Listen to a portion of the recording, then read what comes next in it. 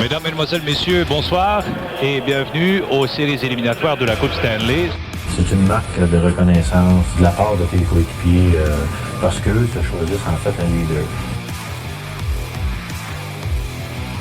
Et le match qui prend fin. Et le Canadien qui gagne la Coupe Stanley. Un des grands retours dans l'histoire du hockey moderne.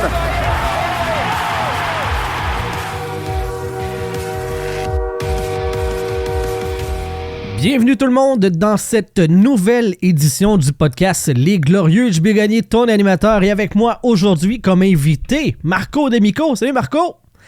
Bonjour, comment ça va? Ça va bien toi? Bon, ça va très bien, merci. Journaliste chez Montreal Hockey Now. Je spécifie, OK? Parce que j'ai googlé ton nom et je me demandais comment allaient tes skills de guitare ou de photographie. Parce que si on tape marcodemico.com, on tombe sur un gars qui fait de la guitare et .net, c'est un photographe. Fait que as-tu plusieurs jobs ou... non. Non, ça donne que le prénom Marco puis le nom de famille d'Amico mis ensemble est une combinaison assez populaire en Italie. OK. D'ailleurs, mon grand-père se nommait Marco D'Amico, donc ça l'a juste suivi. OK, c'est bon. Il y a peut-être facilement genre une centaine de nous dans le monde. Ah ouais, non, c'est ça, des homonymes. J'en ai trouvé une couple, là. Je suis comme, hey, je tomberai pas d'un gars lié avec la mafia, là. C'est pas vrai, c'est pas cool. Ça part mal. C'est cool. Fait que, non, c'est ça. Marco, je veux, dans le fond, on est là pour, on va faire une partie d'entrevue, apprendre à te connaître, tout ça, ton parcours. Puis après ça, on va jaser du Canadien, d'actualité. On est parti pour une bonne heure et quelques ensemble. Je veux que tu me jases... pour commencer, ton premier souvenir de hockey, c'est quand le plus loin que tu peux reculer puis que le hockey est arrivé dans ta vie? J'ai quand même une mémoire de... Je me vanterai pas, là. Je pense que j'ai eu une commotion à l'âge de 2 ans, puis à ce moment précis-là, je me souviens de beaucoup de mon enfance. Fait que je me souviens de la Coupe en 93, même si j'avais 3 ans. Ah ouais? Ouais, la bière flowait chez nous, là, moi te le dire. Pas pour moi, bien sûr, mais tu sais, quand t'es jeune puis tu vas chercher une bière pour ton père puis les mononcles dans le frigo, là, je me souviens exactement de ce souvenir-là. Te souviens-tu de la sorte ou non? J'ai pas à ce point-là. Te souviens-tu de la sorte? Non. Okay. Non. Je savais pas lire dans le temps, là, mais c'est certain qu'il y avait ça. L'échange de Patrick Roy, je m'en souviendrai toujours parce que mon père est quand même né en Italie, mais il a sacré comme un gars de chez nous ce soir-là. Ah ouais? C'est celui qui est devenu un vrai Québécois ou... Ah non, mais c'est là où tu as vu tout l'extrême de sa capacité de compréhension de qu'est-ce qui se passe, puis la culture québécoise. Il y a vraiment eu un moment, là, c'était drôle. Ah ouais? OK. Ouais. Fait, donc, il n'était pas d'accord avec la transaction? Non. Y a-tu pardonné au club depuis? Pardon? Y a-tu pardonné aux Canadiens d'avoir fait ça? Parce que je connais, tu sais, mon grand-père, moi, qui est feu mon grand-père, n'a jamais pardonné aux Canadiens cette transaction-là. Pas que ça a brisé la relation, mais ce bout-là, ça, tu sais, il pourra jamais l'effacer là, dans sa tête. Là. Plus l'équipe de gestion du Canadien et le proprio, ou le président dans le temps, le proprio, etc., tout ce côté-là, plutôt que l'équipe en général ou les joueurs. Fait que si on parle de Ronald Corey, ben ça va sacrer chez nous. Ah ouais, hein? C'est ça. Ben ça c'est mon père. Là. Moi j'ai pas eu tant la partisanerie de mon père, disons. Là. Lui, il était vraiment élevé dans les coupes des années 60 et 70. Donc pour lui, il était un fan fini du Canadien. Au moment que tu arrives à commencer à écrire dans le hockey, tu dois essayer de mettre tout ce que tu as vécu de côté, puis vraiment être le moins biaise en termes de où ce que tu es, en termes de ville, puis aussi ton analyse. Fait que, de mon côté, c'est un peu moins extrême, mais il y a des moments avec le Canadien de Montréal durant mon enfance. Fait que ça, c'en était 2. Ah ouais, OK. Fait que là, est-ce que ton père il écoute, mettons, l'antichambre parce que Mario Tremblay est régulièrement là, puis c'était le coach à l'époque? Ouais. Mon père, il habite aux États en ce moment. OK. Fait que je pense que je viens juste, ça fait 1 an, là, je pense que ça fait à peu près 1 an que je suis allé le chercher à RDS pour lui. Il est en Caroline du Sud. OK. Puis, écoute, la première fois qu'il a réentendu la voix de Pierre-Roux, je pense qu'il a commencé à pleurer un peu. Là. Ah ouais? OK. Ouais. Ah, c'est Ouais, nice. c'est quand même, tu sais, puis on parle justement du fait qu'il a été élu dans le temple de la renommée, amplement mérité, mais c'est tellement une voix culturelle au Mhm. Québec qu'il y a un aspect nostalgique aussi. Puis je peux bien comprendre. Donc, être capable de regarder ou re-regarder maintenant les matchs en français, ben, c'était un gros pas pour mon père, mettons. Ah, c'est cool, c'est cool. Donc, tu es journaliste aujourd'hui, tu couvres le Canadien de Montréal, mais tu n'as pas toujours été journaliste quand tu étais enfant. Est-ce que tu as rêvé de jouer au hockey? Est-ce que tu as fait ton deuil de devenir un joueur pro rapidement? Tu sais, comment ça s'est Non. passé, le petit Marco, à l'époque? Là? Ah, en fait, le petit Marco, je vais être franc avec vous, avant l'âge de 10 ans, c'était pas nécessairement trop hockey. Tu sais, OK. je jouais avec mes chums dans la rue. J'étais capable d'aller à l'aréna aussi, tu sais, patiner un peu, apprendre, parler au coach. Mais non, moi, j'étais un jeune de soccer, en fait. OK. Moi, j'ai joué double A, certains niveaux de triple A, que ce soit à Montréal, Laval, hors province. Fait que c'était plus le soccer. C'est vraiment ma grand-mère qui m'a poussé vers le hockey. Une petite vieille dame de l'Italie qui a jamais joué au hockey de sa vie, mais qui était passionnée comme tout le reste. Ah ouais, hein? Qui m'a acheté des bâtons, des gants, va jouer avec tes amis, va ci, va ça. Fait que, tu sais, même si je jouais au soccer peut-être 4 fois par semaine, je trouvais quand même le temps d'aller jouer au hockey. Puis je pense que tu sais, on utilise toujours la connotation, regarder au hockey, tu peux apprendre beaucoup. Mhm. Et c'est pas autant que jouer. Mais si tu te retires un peu, puis je me faisais retirer assez souvent, t'es capable d'en prendre, puis parler, puis apprendre. Je pense que c'est là où juste en jouant, puis après ça, en te retirant, puis en parlant au coach, puis où ce que j'étais, c'était l'ancienne Arena Chamédé, donc où ce que Mike Bossy a fait toute son envolée aussi. C'était une région très riche en termes de hockey IQ là-bas. Donc, Mhm. beaucoup de gens avec qui on pouvait parler, apprendre. Et après, on a déménagé à Sainte-Dorothée, où c'est l'aréna de Martin Saint-Louis, d'ailleurs, juste à côté de son père. Et tu apprends un peu plus, t'es à côté de plus de jeunes. Donc, pour moi, c'était plus être dans l'aréna, être sur la glace, comprendre qu'est-ce qui se passe, jouer quand j'avais le temps de jouer. Mais c'est certain que en termes d'être capable de jouer à un sport, c'était toujours le soccer. Pour moi, j'avais pas la taille pour être un joueur professionnel dans la Ligue nationale. Fait que je me suis dit, au soccer, il y a des joueurs de 5 pieds 8, 5 pieds 9. Je vais être capable de peut-être faire ça. Puis ça, c'était dans les années 90. Donc, Mhm. c'est pas la réalité qu'on a aujourd'hui avec un Cole Caulfield dans le Canadien de Montréal. Mais encore une fois, c'est une nouvelle vague. Donc, je suis sûr que des jeunes qui étaient dans ma position vont peut-être pousser vers le hockey maintenant. Ouais, c'est drôle, tu parles de la taille parce que, tu sais, moi, je me souviens parce que j'ai pas vu jouer, mais tu sais, Marcel Dionne fait 5 et 8. C'est comme le 4e ou 5e meilleur pointeur de l'histoire de la Ligue nationale. Il y a eu ça, là. Il y a eu années 80, 70-80, la taille, c'est devenu des géants, les joueurs de hockey, mais avant, c'était pas ça nécessairement. Non, exactement. Si tu regardes les alignements des équipes, Des spécialement des années Rogatien Vachon, 50, gardien de but ouais, à 5 5 et et 7. 7, une affaire de C'est même, ça, là. exactement. Donc, tu arrives dans des situations où tu te dis, waouh, OK, fait que c'était pas gros, mais ça jouait avec du cœur. Fait que tu sais, c'est là où tu te rends compte vraiment comment le sport a évolué parce que on est parti de jouer avec du monde de 5 pieds 7, 5 pieds 10, 5 pieds 11, 6 pieds, qui mangeait des rondelles sans vraiment beaucoup d'équipement, à des géants de 6 pieds 4, 6 pieds 5 avec beaucoup d'équipements, mais qui donnaient des coups partout. Tu sais, c'est absolument fou comment la game a évolué.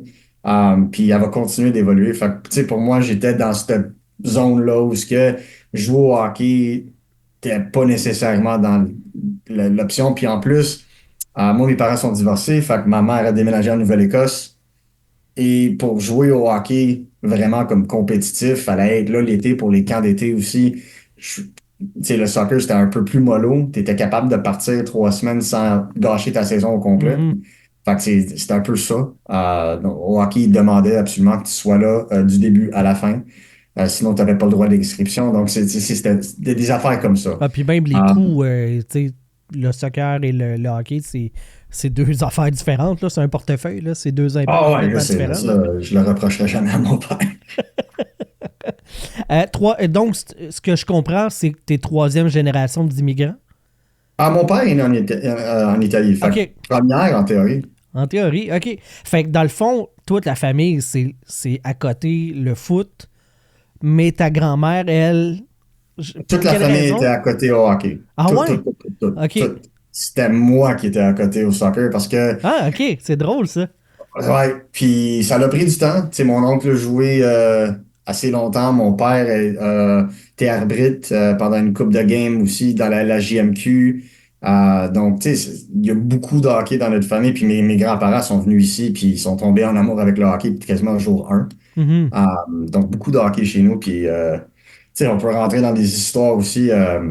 Ma grand-mère, la première fois qu'elle a eu son cancer, était dans la chambre à côté de Sakou Koivu OK. à l'hôpital. Donc, elle a rencontré sa femme, elle a rencontré toutes les femmes des joueurs. J'ai même une photo quelque part ici dans la maison de toutes les conjointes des joueurs avec ma grand-mère pour la soirée de cancer. Je pense que c'était en 2002 ou 2003. Puis je pense que c'est vraiment à ce moment-là où ce que j'ai fait, OK, le hockey, c'était dans le temps où ce que Théodore avait sa saison de Vézina Art. Ouais. Fait que, tu sais, c'était dans l'hystérie de hockey. Les Canadiens sont rendus bons maintenant parce que ça faisait 8 ans après l'échange de Patrick Roy. Uh-huh. Donc, tu sais, je pense que c'était à ce moment-là où ce que j'ai fait, OK. Ça s'est tu sais, cristallisé à ce moment-là. j'embarque. OK. Puis, tu sais, ils sont rentrés en série. Si je me souviens bien, je pense que c'était cette année-là ou l'année d'après, ils ont joué contre Boston, ils les ont upset. Tu sais, c'est des moments comme ça qui gravent. Puis, tu sais, moi, ma grand-mère, elle capotait totalement. Fait que quand tu vis chez tes grands-parents, ben, t'as pas le choix de regarder qu'est-ce qu'ils regardent. Puis, le soccer, j'étais chanceux parce qu'on avait le canal en italien. Fait que quand j'arrivais de chez nous, de l'école, je regardais la deuxième moitié du match en Serie A en Italie. Mhm. Puis après ça, on mangeait, on soupait, puis on partait avec le hockey. Fait que OK. c'était 1-2, 1-2, 1-2. Wow. Ah, c'est nice, ça.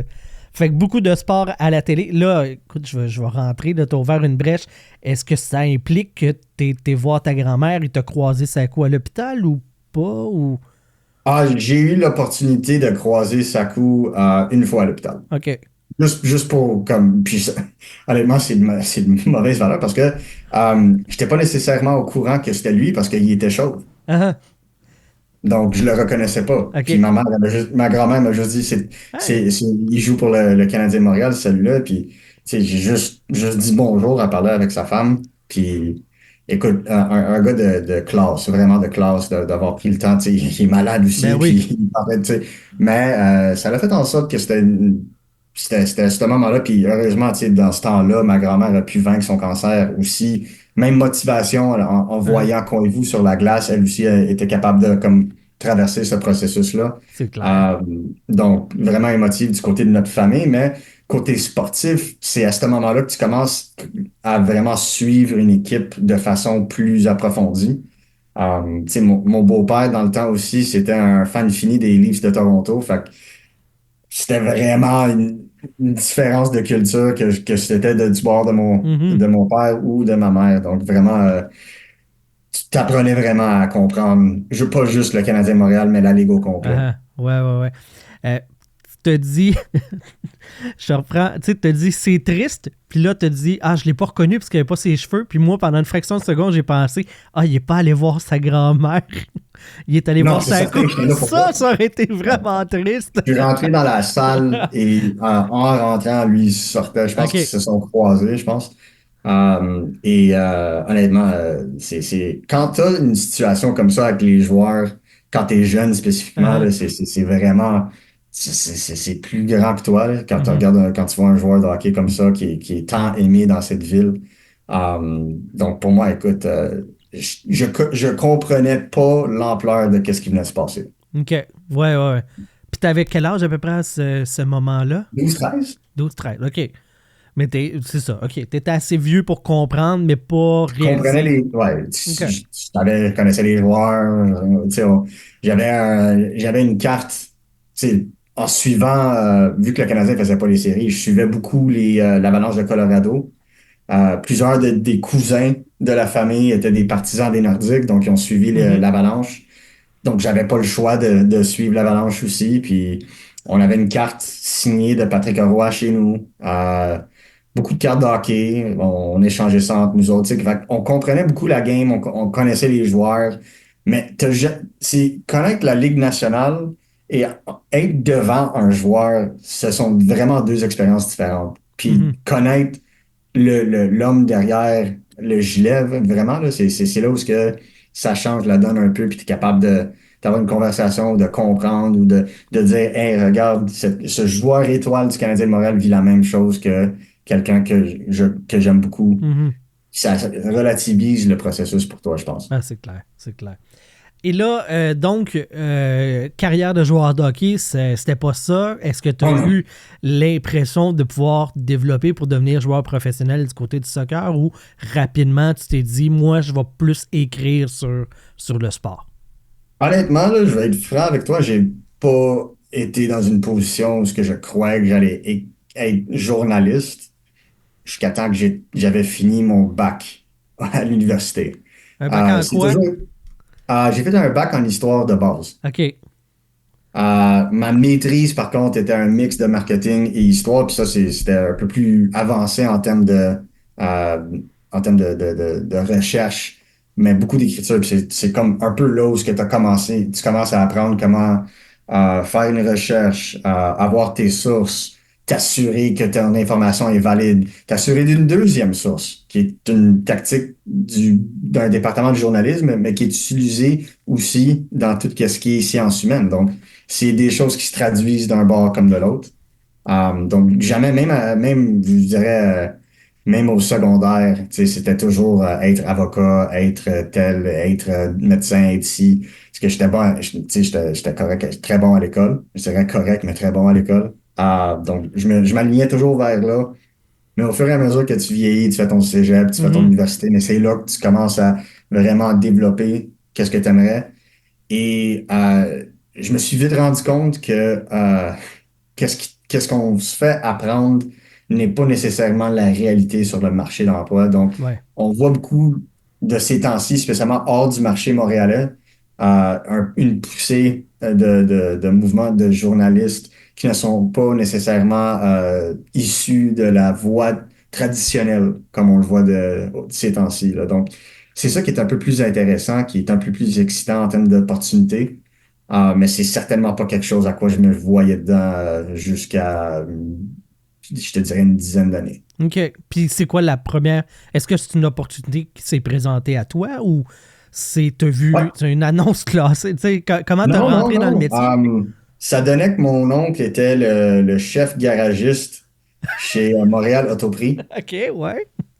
Et jusqu'à ce jour... Tous les chemins mènent à Rome, comme on dit, là. On peut... Ouais, vraiment, là. Fait que c'est là que ça va vraiment être drôle. Donc, j'avais 25 dans le temps. Donc, j'avais fini mon baccalauréat, puis j'étais en plein temps en maîtrise. Mais je me suis dit, OK, une fois que tu fais ta maîtrise, spécialement en sciences humaines, qu'est-ce que tu fais après ça?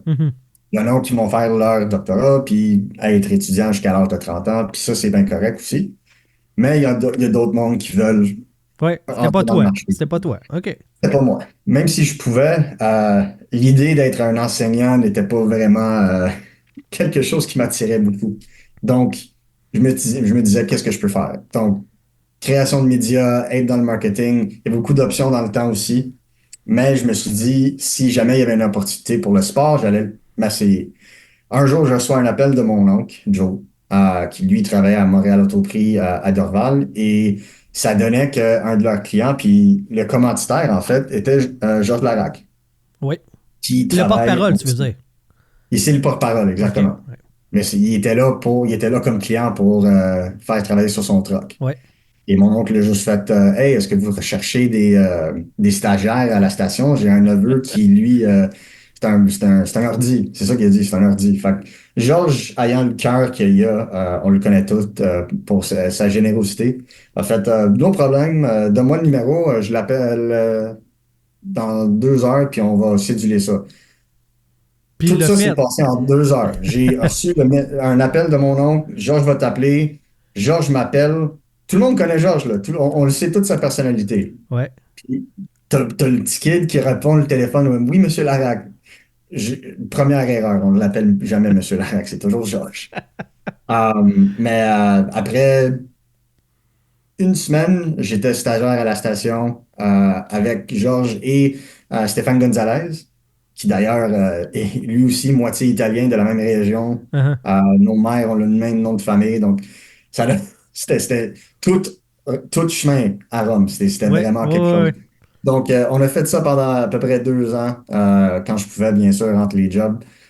Mais c'était vraiment le bon qui m'a donné l'opportunité de connaître le monde médiatique sportif, spécialement du côté français. Puis c'est ça que je trouvais drôle, c'est que si j'allais vraiment commencer quelque part, je préférais commencer du côté français.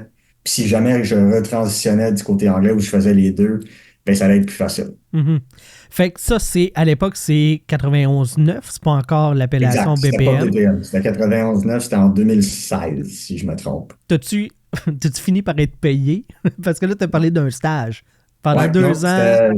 c'était pas payé. Puis écoute, ça c'est malheureusement, c'est une des raisons pourquoi je me suis jamais vu dans le domaine. J'avais une job, bien sûr. Ouais. J'avais une job, mais j'avais une job où c'était à temps plein, mais tu pouvais Manager bouger ta l'horaire. schedule. Et heureusement pour moi, Georges et Gonzo avaient, je pense que c'était midi à 3 heures. Je pense qu'ils l'ont encore, même ce Ça ressemble à slot-là. ça, ouais. Ouais, fait que durant ce temps-là, j'avais l'opportunité de travailler de soir. Donc, je finissais à 3 heures à la station, j'arrivais à mon emploi à 4 heures, de 4 heures jusqu'à minuit, et on recommençait le Wow. lendemain. Donc, vraiment, c'était du hustle pendant 2 ans, mais euh, l'opportunité était de vraiment comprendre, d'être dans la game, de vivre ces émotions-là. Puis, tu sais, je suis rentré au moment où non seulement c'était la Coupe du Monde, si je me trompe, euh, mais aussi, non, excuse-moi, c'était pas le 2016, oui, la Coupe du Monde, et aussi le repêchage du Canadien avec Sergachev au 9e rang. Donc, il y avait beaucoup de choses qui se passaient à la Mhm. station. C'était vraiment un bon temps, mais malheureusement pas payé. Mais tu OK. rencontres du monde. Donc, c'est la première fois que j'ai pu rencontrer Chantal Maccabé, qui était chroniqueur collaboratrice dans ce temps-là. Ouais. Euh, Pierre Houd, qui était, ça c'était une conversation de 2 heures facile, juste à y parler du fait que, tu sais, moi je parlais pas nécessairement un français impeccable quand j'étais jeune, c'était plutôt italien ou en anglais. En écoutant Pierre Houd, c'est là où j'ai vraiment pu améliorer mon français et être plus vite avec mes mots, puis comprendre le sens du jeu, la terminologie. Donc, tu sais, c'est une conversation que j'ai eue avec lui. Donc, c'est à ce moment-là où tu commences à te placer dans ce domaine-là. Puis, c'est difficile. On a vu de très bons mondes rentrer dans le domaine, quitter le domaine aussi, spécialement à la station. Donc, vraiment, tu peux apprendre tant que tu veux, mais après ça, Mhm. il faut que tu pousses pour arriver à un prochain niveau. Ouais. Il faut que quelqu'un te donne une chance ou que la chance s'ouvre à toi. Toi, dans le fond, ce que tu as fait là, c'était recherchiste. Exact. Fait que, Puis, est-ce que c'est toi qui aidais à booker les entrevues, des choses comme ça? Fait que là, Georges s'occupait des entrevues, moi je m'occupais plutôt de l'info. OK. Donc, on arrivait à la station une quarantaine de minutes avant que le show commence. On avait tout notre stock de quoi on voulait Le parler. pacing, là, comme on Puis appelle. là, après ça, on s'enlignait avec OK, on a besoin moi, je sortais telle information sur tel joueur, telle information sur tel joueur. Et je me rappelle aussi à la fin, à la fin de la semaine, le vendredi, on faisait le petit quiz BGL. Donc, on avait les écouteurs qui nous appelaient. Puis que ce soit sur le Canadien, la Ligue nationale, les records aussi. On se faisait un quiz à chaque vendredi, puis ils gagnaient quoi. C'était vraiment le fun. Honnêtement, le show avait un très haut niveau d'engagement, puis je pense que tout le monde qui écoutait, c'était tout Ouais, ils vraiment appellent du bon les niveau. auditeurs leur armée. Là, ça fait comme, ouais, OK, Ouais, c'est ouais. intense, là. C'est excessivement drôle. Puis c'était très drôle le vivre parce que des fois, quand tu travailles pas en radio de ta vie, puis là, soudainement, quand t'as le quoi qui se passe à la radio, puis t'as un tel qui appelle, puis qui commence à parler pendant genre 3 minutes de quelque chose de pas rapport, puis toi, t'es dans la station, puis tu peux pas changer de poste parce que c'est live.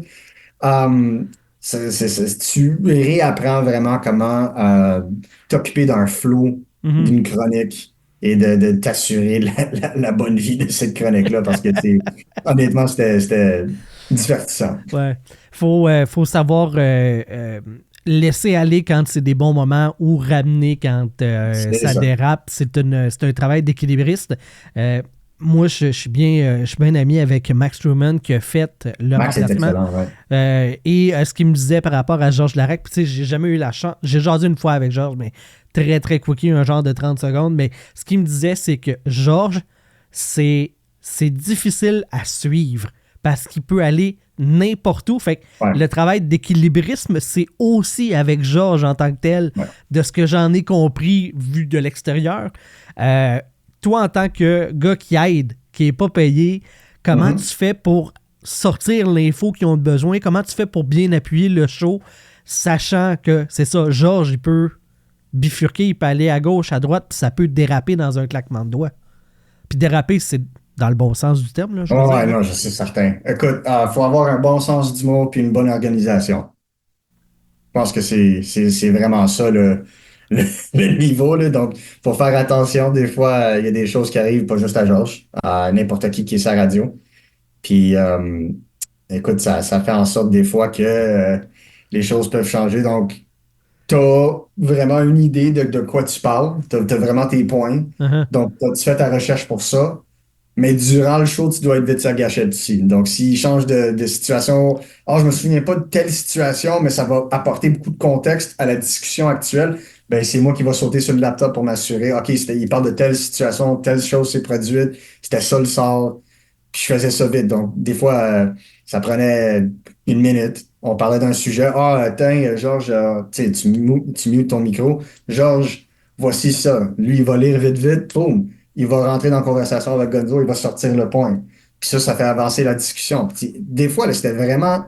C'est ce challenge-là de faire du contenu en vrac qui a une certaine flexibilité. Honnêtement, là, c'est ça, pour moi, le meilleur type de radio que tu peux faire.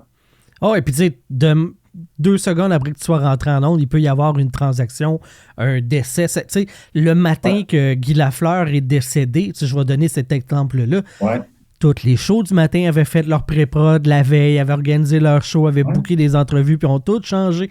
C'est arrivé, il me semble, à quelque chose comme 6h, 6h15, les premières infos qui ont fuité, puis 6h30, 6h35, on avait la confirmation. C'est plus le Ouais. même show, là, puis t'as pas le choix de combler le laps de temps qui t'est accordé en ondes et que tu te dois d'être pertinent. C'est un travail... Colossal. c'est ça, Colossal exact. et honnêtement, je ne crois pas que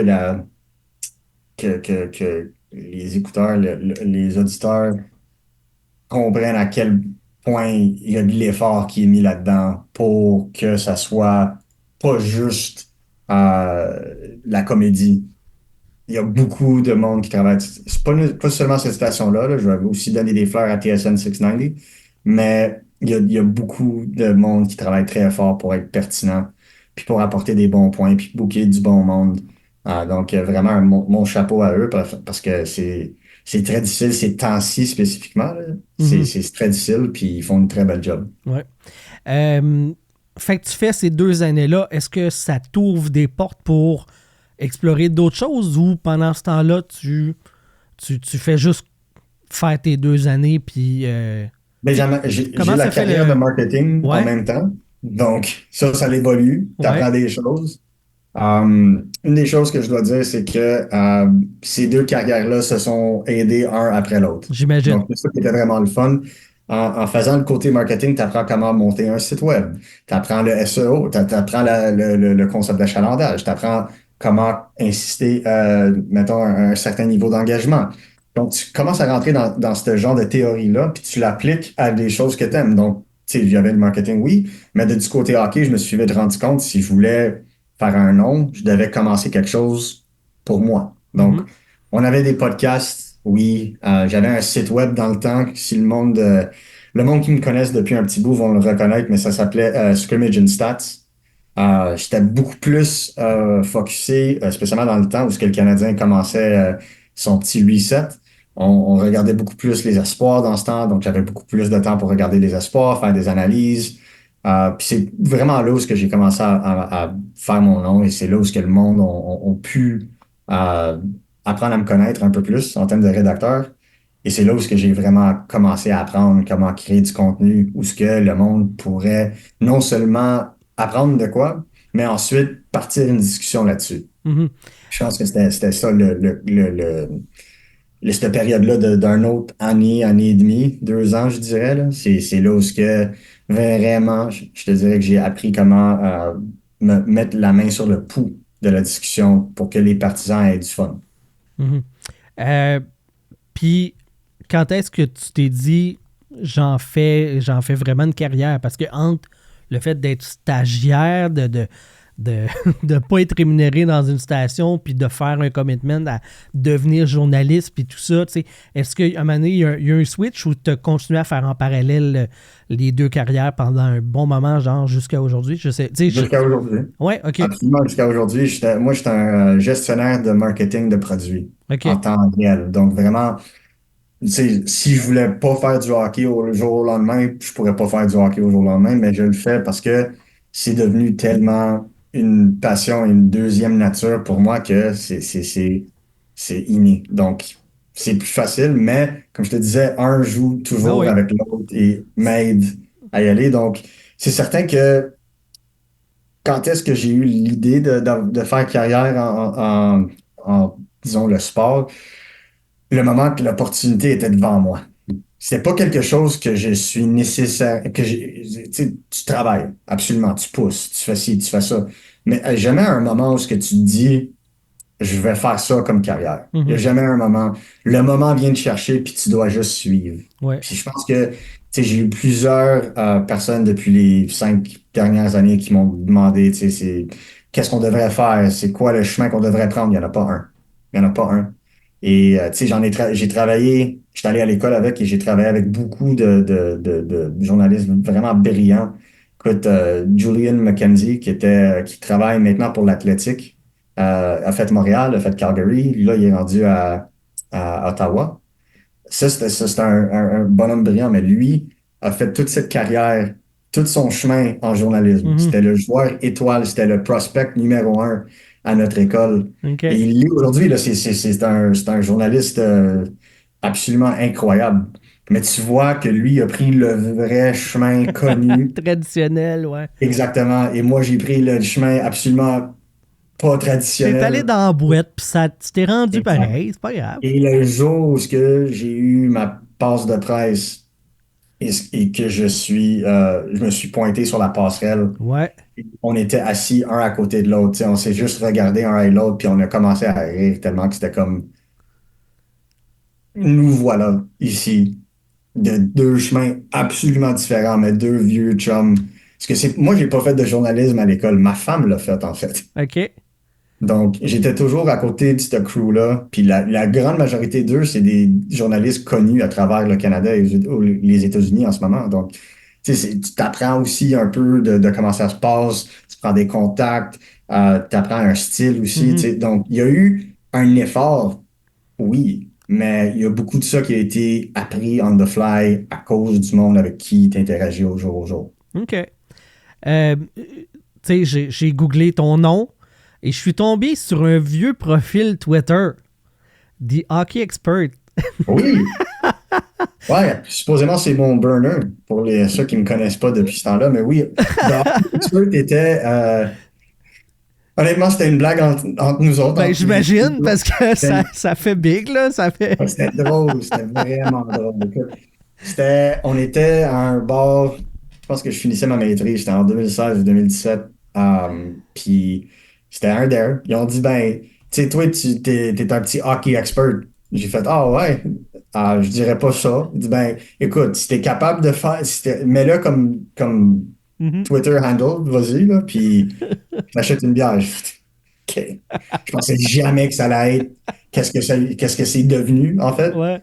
Donc, une fois que c'est devenu quelque chose une voie, disons, professionnelle, puisque tu as option à carrière, c'est certain que je l'ai changé assez vite parce que c'était drôle entre amis, mais Si tu veux que, exemple, telle équipe que tu contactes te prenne au sérieux pour te donner une entrevue, c'est certain qu'ils vont voir ce nom-là puis ils vont pas prendre au sérieux. Ouais.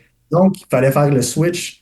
J'ai fait le switch. Par contre, j'ai gardé le nom pour moi jusqu'au cas où qu'il y avait des tannants qui voulaient prendre mon identité puis rouler avec ça. Donc, j'ai déjà vu. Ou moi qui Google puis qui va bien profond dans les C'est recherches. possible.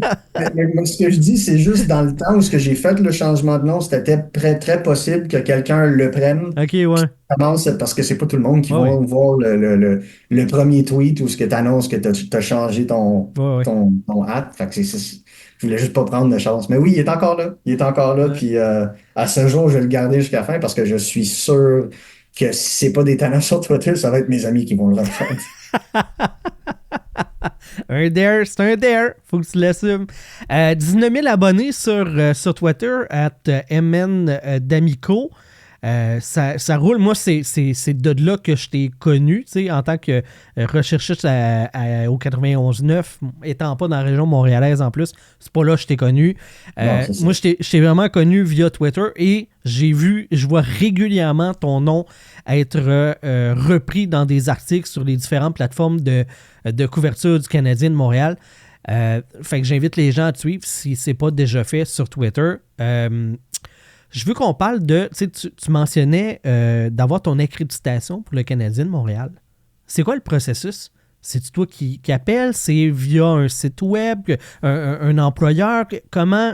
Parce que là, c'est le rêve d'un petit cul de bien des gens au Québec, là, de couvrir le Canadien de manière professionnelle. Puis toi, ben, tu as eu la chance de faire ça.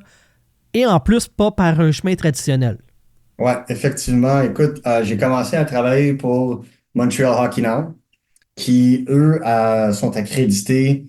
Dans le temps, ils étaient accrédités avec à peu près un tiers de la Ligue nationale parce qu'ils n'étaient pas encore partout. Mm-hmm. Et en sachant ça, il y a eu une transition où un tel Jimmy Murphy, beaucoup qui me connaissent vont le connaître, il travaille avec moi encore à ce jour avec RG Media, mais lui, il s'occupait de Montréal pour ce temps-là, mais il est plus connu à Boston. Mm-hmm. Ouais. Par contre, dans le temps, il a travaillé pour TSN 690, donc il était connu parmi les journalistes montréalais parce qu'il était sur le fameux beat, comme on dit, dans ce temps-là. Donc, moi, je le connais pour suivre Boston. Exact. Son nom, pour moi, est Mais c'est associé ça, parce au que Boston. c'est un gars de Boston. Il a toujours fait Boston, mais il y a eu 3 ans où il était ici. Il travaillait à TSN 690, puis j'étais un gros fan de Piquet Souban. Ah Donc, ouais, hein? ouais, un très gros fan. Et donc, Jimmy, en connaissant déjà Chantal, a pu commencer une discussion avec eux parce que c'était une demande formelle de Montreal Hockey Now que eux avaient déjà Mm-hmm. une accréditation à travers la Ligue. Donc, c'était pas nécessairement hyper difficile. Euh, Par contre, je dois être franc, le Canadien de Montréal ne choisit pas n'importe qui. Puis ça, c'est même pas à cause de moi. Mm-hmm. Jimmy avait son accréditation bien avant moi, donc c'est pas moi qui ai fait en sorte qu'il y a eu de l'accréditation. J'ai juste eu mon accréditation à cause que je travaillais pour eux. Ouais. Par contre, une fois que tu as cette accréditation-là, tu peux la garder et tu peux la perdre très vite. Mm-hmm. Donc, c'est toujours un privilège et un privilège au point où tu dois être fair envers les lecteurs et poser les bonnes questions, même si c'est des questions difficiles qui vont peut-être te mettre dans le jus, mais aussi, tu dois pas prendre avantage de ce privilège-là de ton côté aussi. Donc, c'est cette balance-là. Donc, vraiment, la première conversation, c'était la deuxième fois que je rencontrais Chantal. La première fois, je l'ai rencontrée comme À BPM. à BPM, 91.9. à 91.9 exact, comme recherchiste. Mm-hmm. Et là, je le rencontre vraiment comme journaliste. Et Chantal m'avait suivi depuis un petit bout, donc vraiment très classe aussi avec Charles. Donc, c'est vraiment ces deux-là qui vont être au centre de toutes les communications du Canadien Montréal. Et vraiment excellent avec moi, m'ont pris. On a discuté, ils ont expliqué comment que ça fonctionne, répondu à toutes les questions et j'en avais beaucoup. Donc, c'est certain qu'il y avait un niveau de transition, mais après 2, 3 semaines, tu rentres, tu commences à comprendre. Tu peux les envoyer des questions, ils vont essayer de te répondre dans un délai abordable. Et ça peut être n'importe quelle question. Tu sais, des fois, je peux envoyer un message texte à Chantal lui demandant si le Canadien ont offert une offre qualificative à tel joueur. Une information tellement minime, mais elle va faire l'effort pour aller trouver la Mhm. réponse.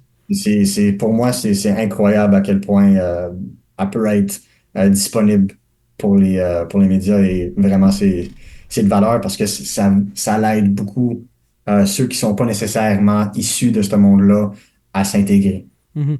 Donc, je peux pas te demander comment c'était avant versus maintenant, parce que ce que je comprends, c'est qu'elle était déjà aux communications du Canadien. Oui, j'ai OK. commencé à Montreal Hockey Now, honnêtement, je pense un mois après elle, OK. euh, avec le Canadien. Donc, c'était frais, très, très, très, très frais. C'est certain qu'il y avait Charles qui était là pour assurer la transition après le gros changement, en fait, durant, je pense que c'est fin novembre 2021, Comment est-ce qu'il où ce que, s'appelait? Wilson, si je me trompe. Oui, c'est ça. Ron Wilson ou Non, Paul Ron Wilson, je Wilson? pense que c'est ça. Paul Ron Wilson Wilson. était le DG. Oui, c'est ça. Ouais, aussi, ouais. Paul et Trevor Timmins et bien sûr Marc Marc Bergevin, Bergevin. ouais. Une OK. fois que ces trois-là sont partis, Charles a été monté du Rocket de Laval et on a aussi engagé Chantal. Donc vraiment, puis écoute, il y en a d'autres aussi. Bon, je peux toutes les Oui, nommer, oui. si vous voulez, mais une équipe qui fait son possible et son possible dans plusieurs de ces opportunités ou des chances de les appeler ou de parler. Ils font le maximum et honnêtement, c'est en plus pour un gars qui commence sur le beat d'avoir des ressources comme ça. C'est quand même c'est quand même particulier de commencer à être sur le beat d'une équipe de la Ligue nationale au plus haut niveau. Tu sais, tu l'as pas fait dans le junior, tu l'as pas fait Ligue Non. américaine, toi, tu es tombé tout de suite avec le Canadien de Montréal. Euh, Fait que ça, tu sais, tu disais, ils t'ont bien accompagné, ils t'ont bien. Mais est-ce que les autres journalistes alentours, il y avait tu sais, un regard particulier par rapport à toi à cause de ça? Parce que, Non, je non? dirais OK. pas un regard particulier. Je pense que le monde me connaissait déjà rendu là. Les journalistes, je pense pas que j'avais. Je, je pense qu'à ce moment-là, j'étais assez connu sur Twitter, dans le milieu, sur la radio, etc., OK. que j'étais connu par, je dirais pas la majorité, mais une bonne majorité. OK. Et donc, dans le temps, tu avais avec TSN, tu avais encore John Lou qui travaillait avec TSN. Lui, il m'a reconnu immédiatement. Arpin Bassou et Marc-Antoine Godin, immédiatement, comment ça va? Bienvenue. Mhm. Donc, vraiment beaucoup de classe. Eric Engels aussi avec Sportsnet, beaucoup de classe, comment ça va? Bienvenue. Puis voici un peu d'informations ici et là. Fais ci, attention à ça. Donc, c'était le fun. Puis, je dois dire, c'est pas quelque chose à prendre à la légère. Je sais qu'il y a beaucoup de critiques envers certains journalistes et médias montréalaises, mais c'est un emploi absolument, c'est un marathon. Absolument un marathon pendant 7, 8 mois, 9 mois si ton équipe va loin en série. Donc, c'est vraiment une aventure et tout un, ils ont tout un endurance, que ce soit physique, émotionnel, de stress, de ci. Et ils font vraiment une job, c'est- pour moi, je trouve que c'est beaucoup plus intéressant, beaucoup plus dynamique. Exemple du côté de Montréal que ça l'est du côté de Toronto. Exemple. OK. Donc, je pense qu'il y a une bonne gang de journalistes. Il y a une bonne gang de jeunes journalistes qui commencent vraiment à prendre un renvolé. Je pense qu'on peut regarder du côté de TVA Sport, exemple, Anthony Martineau, un Mhm. bijou dans ce domaine. Nicolas Cloutier, excellent rédacteur aussi pour TVA Sport. Donc, tu sais, des jeunes un peu comme dans le même giron d'âge que moi. Et je pense que c'était ça le plus gros, la plus grosse adaptation. C'est qu'il y a des jeunes de 35 et moins sur le beat du Canadien de Montréal, c'était pas nécessairement, on était peut-être deux ou trois. OK. Donc, il y avait Avec. vraiment un déclic générationnel. Pas du côté où ce que tu pouvais pas parler avec Mhm. d'autres journalistes, mais tu voyais la différence. Donc, c'est vraiment du monde avec un différent vécu. Ouais. Donc, c'est toujours le fun dans ce contexte-ci. Là, aujourd'hui, il y en a peut-être un peu plus du même âge. On peut penser avec Karen Haynes aussi de Hockey News du côté de Montréal. Donc, tu sais, il y a beaucoup, il commence à en avoir, mais dans ces temps-là, on était peut-être une gang de 3 ou 4, puis that's it. C'est drôle que tu dis ça parce que, tu sais, je te posais la question sur le regard des autres journalistes parce qu'il fut, tu sais, l'époque de nos pères, de nos grands-pères, ces journalistes-là, tu sais, je fais juste penser à un Red Fisher que il y a beaucoup de gens qui ont déjà mentionné que ben, ce monsieur-là, il y avait une façon un peu de voir les relations avec les collègues plus jeunes qui était particulière, mais qui allait de pair avec sa génération aussi. Là.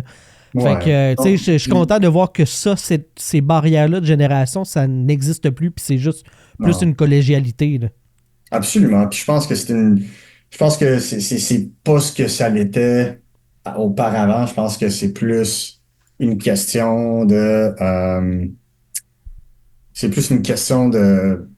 où est-ce que t'es, qu'est-ce que tu dis, la qualité de ton contenu. Il y a un certain respect dans la chambre, donc, et aussi quand on est sur la passerelle. Donc ça, c'est pas nécessairement un problème. Je pense que la seule chose que je dirais qui était différente, qu'il fallait vraiment apprendre vite, c'était plus comment fonctionnaient les choses. Donc, que ce soit à quelle heure tu dois arriver avant le match, ou est-ce que tu rencontres telle personne pour un petit meeting. Dans mon cas, je faisais aussi l'avant-match avec TSN 690, donc il fallait passer à travers l'autre côté de la passerelle. Donc, c'était plus une question de timing, de pouvoir bien t'organiser, d'être prêt, d'être capable d'écrire ton histoire, ton article après le match. Tous ces petits détails-là pour que ça devienne vraiment un rythme où est-ce que tu peux le suivre au jour. Puis, il n'y a pas vraiment personne qui va mettre de quoi dans les roues. Il te laisse faire, tu fais ce que tu as à faire. Puis, tant que tu piles pas sur les pieds de quelqu'un d'autre, tu cites. Exemple, si tu prends l'information de quelqu'un d'autre que je trouve excessivement important, tant que tu faisais le minimum, personne ne venait te voir. Tu sais, dans la vie, c'est pas le fun d'avoir des regrets. Moi, j'en ai un. Il y a une quinzaine d'années, j'écrivais dans les coulisses. J'étais à la radio, j'étais morning man et j'ai eu une opportunité d'aller pour le journal La Frontière comme journaliste sportif. Ça, c'est l'Abitibi profond. Couvrir, je me rappelle pas si c'est Val-d'Or ou les Huskies? Les Huskies de Rouen. Je pense que c'est Rouyn-Noranda. Puis exact. Oui. Ça marchait pas. Ça pouvait pas fonctionner avec ma femme. Fait que je l'ai pas pris. C'est le seul regret que j'ai dans ma carrière professionnelle de ne pas l'avoir essayé. Mais bon, regarde, je fais des podcasts. Ça va être ça, OK? Ouais. C'est bien correct. Tu parlais tantôt qu'il y a des affaires, pas qu'il y a une fine ligne, mais tu sais, il y a des affaires qui se font, puis il y a des affaires qui se font pas parce que ça reste un privilège d'avoir une accréditation. Peux-tu me donner des exemples d'affaires qui se font pas? Puis là, tu sais, je veux pas que tu dises comme sacré à tour de bras puis rentrer à des places qui ne pas se poser. On s'entend que ça, c'est la logique même. Mais c'est quoi, comment tu walk the line, comme on dirait en anglais? Là? Ben, il faut être professionnel. Tu sais, je comprends que dans la Ligue nationale, tu sais, tu le vois dans d'autres marchés, disons, un peu moins connus. Mais à Montréal, la grande majorité des journalistes qui ont été jeunes à Montréal ont été des partisans du Canadien de Montréal, on va se le dire. Là. Mais quand tu arrives sur le beat, pour être vraiment un journaliste sans faute, faut retirer cette partisanerie-là. Pas faire comme Lulu dans l'ancien compte, là. Puis, du côté français, moi, je l'ai toujours dit, là, j'ai toujours trouvé ça cool parce que tu peux pas enlever la culture québécoise. Tu peux pas enlever le Canadien de la culture québécoise. Tu peux pas l'enlever. Ça se fait pas. Donc, j'ai toujours trouvé ça cool qu'en français, quand on parle du Canadien de Montréal, ils disent toujours nous ou on. Tandis qu'en anglais, c'est they ou the Canadians. C'est pas oui. Oui, c'est plus les partisans qui vont dire, mais à la radio, même ceux qui vont à la radio, ceux qui vont être, tu sais, Alain Crête aussi, il va dire nous, même s'il a été la voix des Nordiques. Donc, tu sais, c'est toujours intéressant, mais c'est jamais fait dans un niveau de partisanerie intense. Ben, les journalistes diront pas nous, parce qu'ils sont censés être impartials, mais les chroniqueurs, les analystes, eux, c'est le nous. Je trouve ça toujours drôle. Ouais. Donc, il y a ce niveau-là qu'il faut pas que tu dépasses, puis c'est là où il y a la différence entre un chroniqueur et un journaliste sur le beat. Ouais. C'est vraiment ça. Un autre exemple, j'ai eu un collègue. Oh boy. Pas obligé de le nommer, mais tu sais, Non, tu peux non, je le le dire. nommerai pas. Mais à New York, qui à sa première journée est rentré dans la chambre des Rangers avec un gilet des Rangers. Oh my gosh! Et tu peux juste pas faire ça, les amis. Tu peux pas. Tu peux juste. Tu sais, je me sens mal parce que, tu sais, tu peux regarder un joueur et être content pour un joueur. Exemple. Ouais. Sur la passerelle, c'est Montréal contre Philadelphie l'année passée. Juraj Slavkovski marque un tour du chapeau. J'ai un sourire sur la face. Ouais, ouais. Pas parce que le Canadien a gagné, mais tu sais, bravo pour lui. Ça, c'est, tu sais, c'est normal. Puis Ah tu ouais. vas écrire par rapport à ce qui s'est passé, tu vas lui lancer ses fleurs, puis il va le mériter, puis c'est correct. C'est un bon Ça, Jack dans l'équipe qui a une bonne relation avec les médias, mais que ça marche pas sur la glace, puis ça débloque, là, tu sais. Ben, c'est ça. Tu sais, tu te sens Tu vas bon être pour le content gars. pour le gars. Ouais. C'est Ok. ça. Puis t'as l'inverse des fausses, que t'as, mettons, un Mike Hoffman qui sent l'amour de tout le monde au Centre Bell, que ce soit les partisans ou les journalistes. Donc, tu sais, des fois, ça peut changer les choses, mais c'est toujours fait, ou c'est supposé d'être toujours fait, d'une façon professionnelle et qui ne... Puis des fois, tu sais, on le voit, puis de plus en plus, on le voit, tu sais, puis c'est là où on commence à voir le déclic entre le journalisme professionnel et le journalisme moderne issu de partisanerie. Puis on le voit beaucoup, là, tu sais, Spitting Chicklets, c'en est un. Mhm. On le voit, à Montréal, on a deux personnages hyper intéressants, HF TV, Ouais. Habs Fan TV, excellent, eux autres aussi, un média vraiment A1. Il a fallu qu'il change de suivre. nom parce que Abs Ouais, TV, absolument. Ça, c'est normal. ça Puis, appartenait aux bravo, Canadiens, là, mais... bravo à eux d'avoir fait ce changement-là. Ouais. Mais la façon qu'ils sont capables d'aller chercher l'engagement et vraiment être sur le pouls Uh-huh. les partisans du Canadien Montréal, je pense que c'est incroyable. Donc, ça l'ouvre l'arène de possibilités, vraiment le domaine de possibilités qui est le journalisme en tant que tel, comment ça fonctionne. Mhm. Mais quand tu es sur le beat, tu es vraiment pris à être au-delà d'une certaine, je dirais pas faiblesse, mais certains instincts que tu vas avoir en tant de personne qui aime le sport. Donc ça, c'en est un. Je pense que le dernier, puis celui qui m'a le plus frappé, c'est quand tu es chroniqueur ou quand il n'y a pas vraiment de conséquences à ton nom, tu peux te permettre de sortir des trucs avec une source. Mhm. Mais quand tu es journaliste et que le Canadien te watch aussi, si tu sors des informations de n'importe où juste à cause que tu l'as entendu d'une personne, c'est pas vu comme étant quelque chose de pratique Mhm. ou accepté dans le domaine. Tu dois vraiment t'assurer que ton information est solide et si ça vient pas du Canadien direct, et même là, tu vas chercher ta deuxième source. Je pense que c'était ça la plus grosse différence pour moi parce que quand tu travailles dans les sciences humaines, tu as une source, elle est devant toi puis tu la cites, puis that's it. Mhm. Mais quand tu travailles dans le journalisme, tu n'as pas nécessairement cette source-là écrite sur papier, tu dois aller la chercher. Donc, il y a eu un beau petit changement, mais je pense que c'était une leçon que toute personne qui se met à être un journaliste sportif doit vivre. Comment tu qualifierais ta relation avec le Canadien de Montréal aujourd'hui? Amical, relax. Honnêtement, je les envoie des messages. Vous quand êtes j'ai en besoin bon de- terme, mettons. C'est pas, Ouais, exactement. statut exactement, Facebook, tu sais. c'est compliqué, mettons. Non, tu sais, il y a des fois, tu sais, durant la COVID, exemple, ma première journée, j'ai fait une gaffe. Dans le temps, c'était la COVID, tu avais juste un certain nombre de personnes qui pouvaient rentrer dans la chambre d'entrevue d'entraîneur, ou ce qui est sur le fameux podium back in the day. Ouais, j'avais pas le droit d'être là pour des raisons de COVID. Donc, on voulait vraiment limiter le monde qui était là. Mais c'était la jour d'une tempête. Et mon cher ami Julian McKenzie a fait non, non, Marco, viens-t'en, rentre, ça devrait être correct. Et je suis rentré et C'était pas Suzuki correct. est rentré, Caulfield est rentré, tout le monde est rentré. Ils ont fait leur spiel.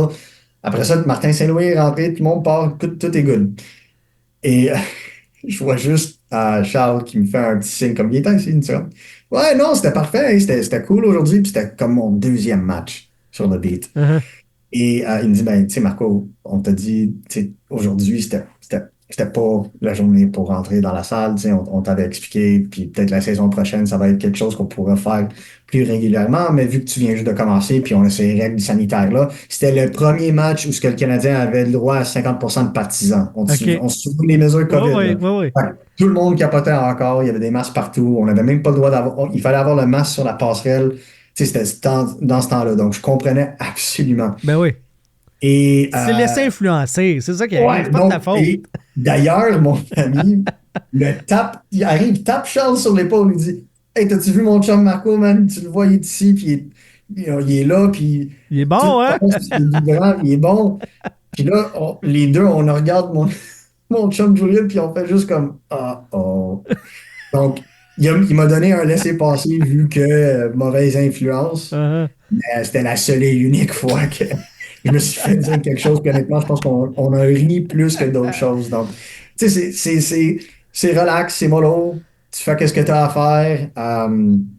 Tu sais, tu poses les bonnes questions. Je me suis jamais fait refuser une demande d'entrevue. Juste, les médias traditionnels vont avoir plus accès aux joueurs dans l'équipe.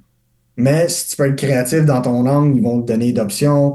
Tu peux avoir accès aux espoirs, que ce soit des espoirs qui sont sous contrat, qui sont pas sous contrat. Puis ça se limite pas juste aux Canadiens de Montréal. Faut aussi regarder aux Rockets de Laval, qui eux aussi sont très, très généreux avec l'admissibilité de leurs joueurs, puis la capacité de faire des entrevues sont très ouverts aussi du côté de Frédéric Collerette, de ce côté-là. Donc, vraiment, du haut au bas. Ça se passe très bien. Puis, tant aussi longtemps que, honnêtement, tu pousses dans la bonne direction, que ça soit un sujet qui va plaire ou non, le Canadien de Montréal, c'est une question de le faire dans le bon sens.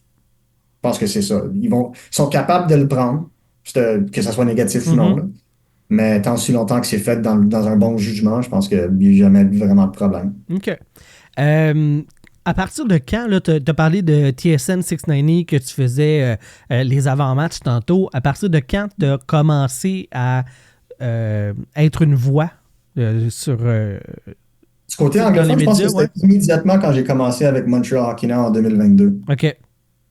Quasiment sur le champ, j'ai des amis qui sont là, que j'ai connus à l'université. T'as donc bien des amis, toi! C'est dans mon nom, Big. Ben voilà, c'est ça. C'est it is what it is.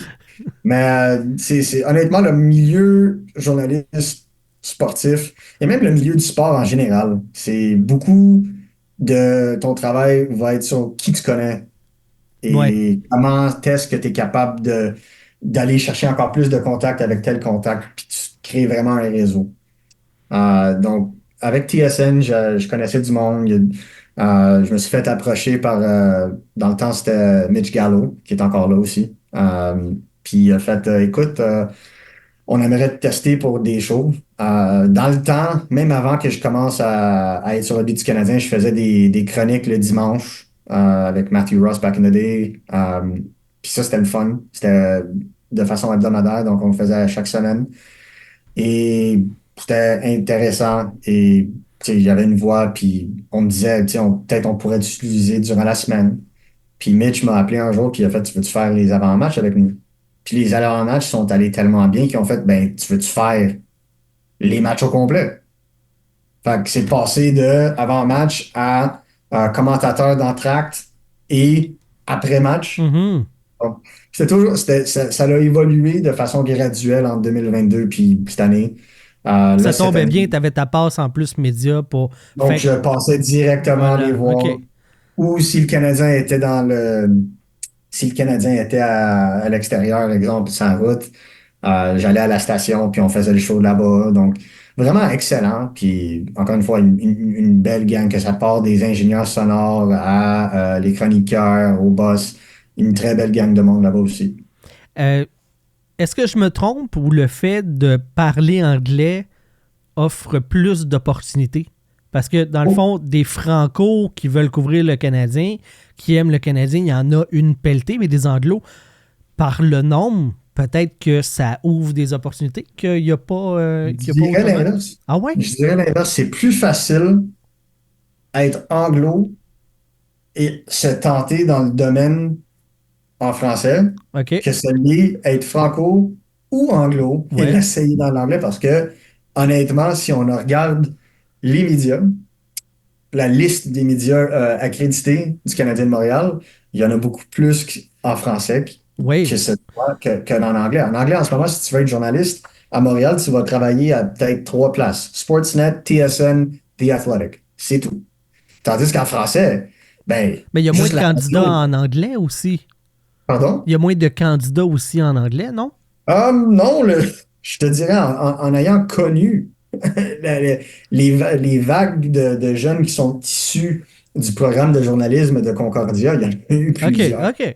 Bon, c'est Et, mon impression non, de loin. je sais Là. absolument, ça ne vient pas parce que tu te dis, ben, ils vont aller dans d'autres marchés, mais ça commence toujours à Montréal, ça commence où ce que t'es. Mhm. Puis le pire dans tout ça, c'est que l'Est du Canada, tu sais, les maritimes, on ne les prend pas en considération quand on passe à le journalisme. Mhm. Mais tu regardes, exemple, Kenzie Lalonde, exemple, mais qui est maintenant avec TSN, qui couvre le Canadien, mais qui était aussi play-by-play pour les sénateurs d'Ottawa. Elle a fait son parcours en Nouvelle-Écosse avec les Mooseheads d'Halifax. OK. Donc, c'est Ben oui, non, c'est ça. Il y a le marché plus exemple, global. de Dan Robertson, qui était la voix du Canadien pour TSN 690 en anglais, que lui est venu de la Nouvelle-Écosse. Puis là, il est rendu la voix des Jets de Winnipeg. Tu sais plus, c'est pas nécessairement où ce que tu vas te rendre. Ça, c'est-tu considéré comme une promotion ou une démotion? Il était la voix du Canadien pour TSN 690 à la radio. Puis là, c'est la voix des Jets de Winnipeg à la télé. Ah, OK. Donc, C'était plus dans le géographique ma monde- question, mais bon. ouais, je sais. Dans le monde, tu sais, comme un jour, très lointain, Ouais. il y aurait un certain Anthony Marcotte que j'aimerais voir à la télé un jour. Parce que c'est le travail que lui, il fait avec le Rocket de Laval en termes de radio. Moi, je me demande Mais- si tu sais, c'est une question. Je me demande si Anthony n'est pas trop associé aux Rockets pour être capable de passer vers le Canadien. Mais il le fait cette année. Il les suit plus sur la route. Ouais. Donc, c'est juste à la maison. Et il est aussi accrédité comme journaliste pour le Canadien de Montréal. Donc, un jour, je l'espère pour lui. Ouais, je lui souhaite super bon Jack de ce Mais que. c'est ce genre de promotion-là, je te dis, Ouais. ça serait un up, right? Faut Donc, que j'essaye c'est de l'avoir la- sur le show. Je le connais un Ouais, petit non, peu c'est là, un- de loin, là, mais j'aimerais ça l'avoir sur le show. Un Ouais, autre ouais. très bon Jack, puis quelqu'un avec qui je discute beaucoup durant sa couverture du Rocket de Laval. Donc, Il m'a déjà coupé dans une chronique. J'ai fait des chroniques cet été à BPM sur le show de Éric Oziel et Ouais. il y a eu une occasion où est-ce que il y a eu en fait l'embauche de Pascal Vincent durant ma Oh, ouais. chronique. Hey, Éric, on a Anthony Marcotte, fait que moi, JB, ferme ta gueule. Non, mais tu sais, ça n'a pas été dit de même, mais tu sais, on parle du nouveau coach Rocket, t'as le journaliste, tu sais, t'as la voix du Rocket à la radio qui, Ouais, hey, ouais. viens prendre la place, puis Ouais, JB, ouais. tasse-toi, tu sais, c'est correct, là, ça fait partie de la game. Je l'avais taquiné sur Twitter là-dessus, que, hey, tu me coupes quand tu veux, Anthony. tellement un bon Jack. Ouais, vraiment. Puis, écoute, quand tu vois en ce moment qu'est-ce qui se passe avec les radios, les stations de radio de TSN, Bell, ils sont en train de toutes les fermer en ce moment. Donc, il reste juste Montréal, Ottawa et Toronto. Avant, il y en avait, je pense, 8 ou 9. Donc, de ce milieu-là, ça se referme. On a vu Sportsnet cette année aussi vraiment réduire leur nombre. The Athletic, avant, il y était 3 à Montréal, là, sont juste 1. Mhm. Donc, tu le vois Français depuis et longtemps. anglais, puis maintenant, il y a juste l'anglais. Exactement. Ouais. Dans le temps, tu avais Arpin Basu qui est encore là, tu avais Marc-Antoine Godin et Julian McKenzie. Tu en avais 3. Mhm. Et là, il y en a juste un. Heureusement qu'on voit encore M. Godin. Oui, qui a été repêché par Radio-Canada. Vraiment, tout un coup, tout un homme, tout un journaliste. Ouais. Ben, dans le fond, dans ces nombreuses coupures-là, chez The Athletic, tu sais, il s'en est bien sorti. Il a passé de la presse à The Athletic, puis il est revenu à Radio-Canada. C'est ça. Il s'en sort bien. Bon, il y a une opportunité pour moi où ce que tu peux voir le flip-flop qui se passe en ce moment. Puis je pense que c'est ça que j'aime le plus. C'est que quand moi j'étais jeune, il n'y avait pas de flip-flop. Ça ne traversait pas d'un bord comme de l'autre. Mhm. Là, on le voit, tu as Tony Marinaro qui est à BPM Sport. Ouais. Je pense On pas que voit- BPM regrette son move. Il me semble qu'il fait des stunts à tous les 2 jours, il y a un moment de radio qui sort de nulle part Ça, qui est c'est exceptionnel. Tony. Ça, c'est Tony. Tony est je dirais pas un showman parce que je veux pas enlever de la créativité qu'il a, mais il a tellement une capacité d'aller chercher de l'engagement avec sa passion. Puis lui aussi, hein, pas une personne qui est passée par le chemin traditionnel. Mhm. Ouais. C'était un partisan qui appelait sur TSN 690, qui s'est fait donner une chance. Dans le temps, si je me trompe, c'était Fan 990, par contre. Mais il a eu sa chance. Puis il l'a pris. Puis là, on le voit en radio, en français, on le voit à TVA Sport avec GAC. Donc, tu sais, c'est toujours intéressant. Puis de l'autre côté de la rondelle, tu as aussi un Max Van Hout qui était à BPM Sport et tu as Raph aussi, Daphné Mabeuf, Ouais. qui sont du côté anglais en ce moment, côté podcast, en train de faire Hyperdrive pour Mhm. Game Over. Yeah. Donc, tu sais, ça traverse. Puis c'est ça que j'adore le plus. Marc Denis, il fait des chroniques excellentes en anglais. D'ailleurs, il a joué aux États-Unis pendant un petit bout, mais tu sais, c'est ça que j'adore, c'est de traverser. Puis je trouvais que dans le temps, c'était tellement rare, mais ça m'a tellement offert d'opportunités de commencer du côté anglais, français que j'aurais pas eu du côté Mhm. anglais. Puis Ouais, c'est pour c'est ça clair. que à ce jour-ci, je me penche toujours plus du côté francophone, même si toute ma rédaction est faite en anglais. Mhm. Euh, je veux savoir, parce que la première fois qu'on s'est jasé, je sais pas si tu te souviens, je me souviens pas de l'article puis de la cause, mais je gérais à l'époque un site web de hockey alternatif et il y avait eu un article qui avait été fait avec de ton contenu puis qui n'était pas nécessairement bien cité par tout le monde.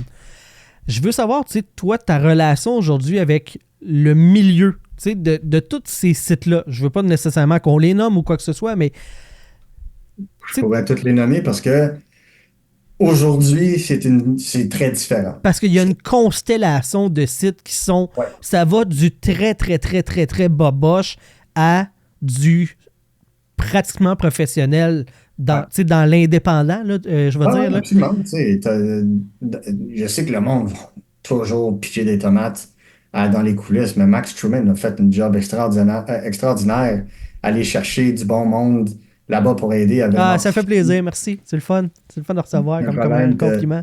de Charles Alexis qui est là aussi en ce moment, qui fait une très belle job en Yeah. tant que rédacteur de chef. Donc, tu sais, de ce côté-là, tu as absolument fan avec Marco Normandin, qui sont excellents eux autres aussi. Tu sais, ce que j'aime le plus, c'est que quand on me cite aujourd'hui, c'est fait avec respect, puis le monde prenne le temps, que ça soit de lire mon contenu, de me DM pour essayer de savoir qu'est-ce qui se passe, me texter ici, là. Tu sais, c'est toujours plus le fun de jaser ou d'interagir et que l'information soit directe. Mhm. Ce que j'ai vraiment pas aimé, puis ça, c'était en début de carrière, bien sûr, c'est quand tu dis quelque chose puis tu es tellement mal cité parce que c'est passé d'une personne à une autre personne à une autre personne que ça, j'ai jamais dit ça. Tu sais, ça s'est passé 2 fois dans une semaine où ce que j'ai dit que le Canadien avait refusé un choix de premier tour pour Josh Anderson et que Jonathan Drouin allait se faire échanger la journée même à l'Avalanche du Colorado. C'est 2 choses que je n'avais jamais dit. Et malheureusement, ça a été repris, mis sur différentes plateformes. Mhm. J'avais mes cousins qui m'envoyaient des photos disant Hey Big, qu'est-ce qui se passe? Ouais. Pourquoi tu nous caches de l'info, là? Qu'est-ce qui se passe?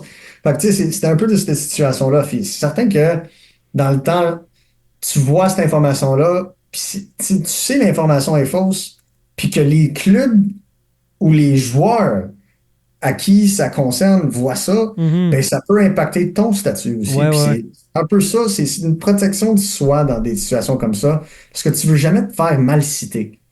Mais la réalité puis tu t'apprends ça avec le temps, la réalité d'un journaliste sportif, c'est que tu vas toujours te faire mal citer parce que c'est pas ton information qui est mauvaise, mais c'est la pratique de la personne qui reprend ton information qui a été mal faite. Donc, Mhm.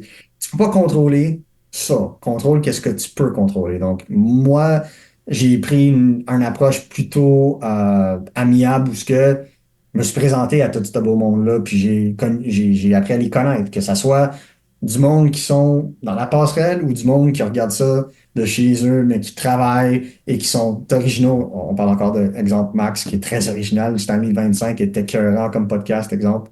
Mhm. Donc, très original avec son contenu, avec son approche. Je pense que c'est ça, la réalité d'aujourd'hui. Et je pense qu'en étant conscient de ça, tu peux vivre dans cet écosystème-là et vraiment aider, que ce soit le petit gars qui vient commencer ou le vétéran qui avait besoin d'aide ou d'une telle information. Mhm. Est-ce que tu considères que les partisans sont bien desservis par l'écosystème qu'on a en ce moment qui couvre le Canadien? Je pense que oui. Je pense que tu peux avoir de l'information qui est, comment dirons-nous, plus traditionnelle. De l'information, tel est blessé pour X jours, euh, tel est sur une séquence de 5 matchs avec un but, euh, telle personne, ses parents sont dans les estrades pour voir son premier match. Tu sais, il y a toujours de bonnes informations qui sont mieux servies sur le beat, tandis que on a entendu une information que tel joueur risque d'être échangé avec telle équipe qui est présentement intéressée.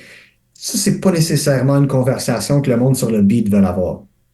Parce Mhm. que parler de transaction nécessairement n'est pas vu comme étant nécessairement kosher, nécessairement bon. OK. Tu veux t'éloigner des rumeurs de transaction et vraiment cibler de l'information concrète.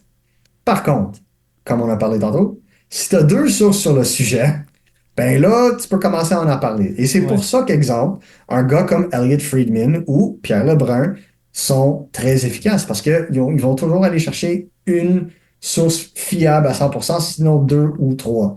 Et ils sont capables de s'avancer et dire telle chose s'est produite, telle équipe a parlé avec telle équipe, ci et ça.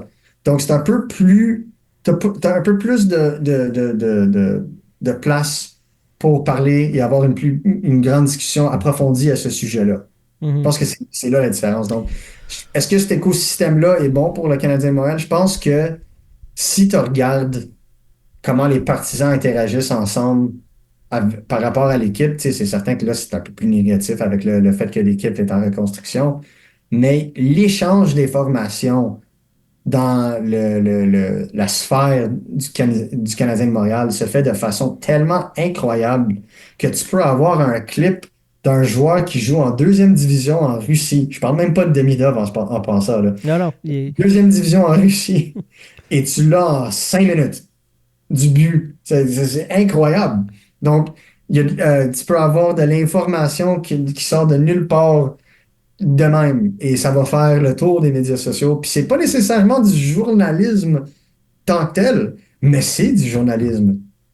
Et c'est de l'échange d'informations de fait qui va inciter de l'engagement. Puis c'est, pour moi, l'engagement du Canadien de Montréal ou des partisans du Canadien de Montréal est tellement convoité que même dans des marchés ou dans que ce soit des domaines, des sites, des médias non canadiens de Montréal, plus national ou de d'autres régions, Mhm. ils vont faire un effort pour inclure du contenu concernant le Canadien de Montréal juste pour aller chercher cet engagement-là. Donc, pour moi, c'est très bien servi parce que c'est un écosystème qui, si tu es capable de supprimer ou oublier peut-être une cinquantaine de personnes qui veulent rendre les choses un peu moins le fun, Ouais. pour 99,999% du reste des partisans, c'est un écosystème absolument dynamique. Mhm. Et tu ne peux qu'admirer leur passion et honnêtement leur féliciter de leur patience. C'est clair. J'ai vu dans mes recherches que tu as fait un Ask Me Anything sur Reddit il y a à peu près un an. Ouais, ouais, ça Com- fait Reddit, c'est toujours le fun. Comment tu as trouvé l'expérience? Puis penses-tu que tu vas recommencer? Absolument, absolument. Je pense qu'on s'est dit avec les gestionnaires du compte RHabs, je pense qu'on devrait faire ça dans les prochains mois. C'est juste, j'étais en Floride le mois passé, ça va au Texas le mois prochain. Donc, l'autre job fait en sorte que tout mon temps, c'est Uh-huh. vraiment juste OK, ça, tu peux pas vraiment prendre 1 heure ou 2 de plus quand tout est très serré, mais je les ai promis que je vais trouver du temps. Donc, je pense qu'on s'attend à ce que quand tu fais quelque chose comme ça, que les questions soient plutôt axées sur le Canadien de Montréal. Et là, on va avoir des questions sur les espoirs. Spécialement, ça, c'était ma spécialité pendant un très long bout. Euh, J'adore interagir avec les partisans, que ce soit des partisans du Canadien de Montréal ou autres. Je pense que parler de hockey, d'où ce que, aujourd'hui versus où ce que j'étais à 10 ans, mettons, là, aujourd'hui, c'est rendu une passion, c'est de l'oxygène, carrément. Donc, j'adore cet échange-là. Puis, ça fait en sorte que c'est plus le fun parce que on le voit dans dans d'autres marchés où ce que le journaliste va dicter la réalité de l'équipe, tandis que ici, c'est plus le fun à faire un échange d'idées parce que tu risques d'apprendre quelque chose, tu risques de voir Mhm. quelque chose que peut-être tu n'aurais pas nécessairement vu avant la conversation, puis ça pourrait améliorer ton analyse. Donc, c'est pour ça que j'adore parler avec le monde parce que tu peux toujours apprendre quelque chose. Il faut juste être ouvert à apprendre qu'est-ce qui est devant toi. Mhm. En terminant, j'ai le goût de te demander, parce que là, tu disais que tu étais spécialisé dans les espoirs. Quel espoir du Canadien t'excite le plus le poil des jambes? T'as le plus hâte de voir avec le grand club? Ivan Demidov compte pas. Parce que Ah, c'est la réponse. OK. Non, c'est la réponse. S'il y a quelqu'un qui dit pas Ivan Demidov, on doit avoir une discussion parce que j'aimerais comprendre leur point de vue. OK. C'est Mais bon. si on supprime le top 5 ici, là, Ouais, ouais. je pense que c'est Michael Age. Ah ouais, hein? Michael Age, pour moi, Devant Fowler, parce que moi, ça aurait été Fowler mon pick. Fowler me vient à la tête, mais c'est. Comment je pourrais dire? Un gardien étoile à Montréal, c'est rien de nouveau. Ouais, j'avoue. Mais J'avoue, mais ça fait du bien. ah, ça fait toujours du bien. Écoute, tu peux demander à la Floride, tu peux demander à Ouais. Tampa Bay. Ça l'aide toujours. Puis je pense qu'il va être un gardien étoile. Mais celui qui m'intrigue le plus, c'est Michael Age. Parce qu'un joueur qui est repêché 21e dans un repêchage, pas nécessairement de hautes chances d'être un centre top 6, mais de la façon qu'il joue. Tu sais, je l'ai Mais passé en entrevue il est en à plus début d'un du point par mois. match depuis le début de sa saison. Hier, il C'est a eu sa 5 soirée de points. 5 points. Ouais, c'est Il a ça. eu 2 points le jour d'avant, vendredi. Donc là, il est rendu à 16 points en 11 matchs, si je me trompe. Donc vraiment comme... c'est ça. Recru en plus, là. C'est sa première année dans le circuit universitaire. Exactement. Sa première année dans le circuit. Puis là, tu sais, c'est avec la tragédie qu'il a vécue, tu sais, c'est tout un changement pour lui. Tout se passe vite. Puis il domine pareil. C'est pas une équipe offensive comme ça l'était auparavant, les Wolverines de Michigan. Donc, c'est le fun de le voir aller. Puis j'ai pris le temps de regarder ses matchs au complet. C'est un centre pur. Ah ouais, Et hein? c'est un centre qui a beaucoup d'habileté à manier la rondelle en mouvement. Puis c'est quelque chose que le Canadien manque en ce moment. Donc, si ce joueur-là est vraiment capable d'arriver à son point potentiel, ben, je pense que c'est la police d'assurance du Canadien de Montréal si Kirby Dach n'est pas capable de devenir le deuxième centre. Puis si tu as vraiment un deuxième centre établi en Michael Age, Mhm. qui a la vitesse éclair que Suzuki n'a peut-être pas. Suzuki a un patineur très efficace, mais pas juste à le regarder jouer, on voit Jack Eichel en termes de style sur la glace. Je ne dis pas qu'il va être un joueur de points par match, Mhm. mais c'est le même style. Puis c'est ce style-là de centre que le Canadien n'a pas en ce moment, qu'il n'a pas eu depuis des lunes. Donc, si tu as vraiment deux très bons centres, ton noyau commence à prendre. Puis je pense que c'est ce moment-là où ce que le Canadien va pouvoir grimper dans les rangs. Ouais, ouais. Fait que tu vois Pour pas moi, de il m'intrigue. Demidov au centre, autrement dit. Ah, C'est correct, là, un excellent allié sur le ouais, premier trio, écoute, ça va faire le est-ce job. qu'il y a des qualités pour être un bon centre? Oui. On pensait la même chose de Jonathan Drouin. Et Jonathan Drouin est un très bon joueur complémentaire à l'aile. On le voit en ce moment avec le Colorado. Puis je suis très content qu'il a retrouvé son sourire en jouant dans cette organisation-là. Mais je me dis simplement que quand tu as un joueur de talent de cette exception-là, commence pas à jouer ce jeu-là. Ouais. C'est la seule chose que je dis. Est-ce que tu peux l'essayer là une coupe de match juste pour voir?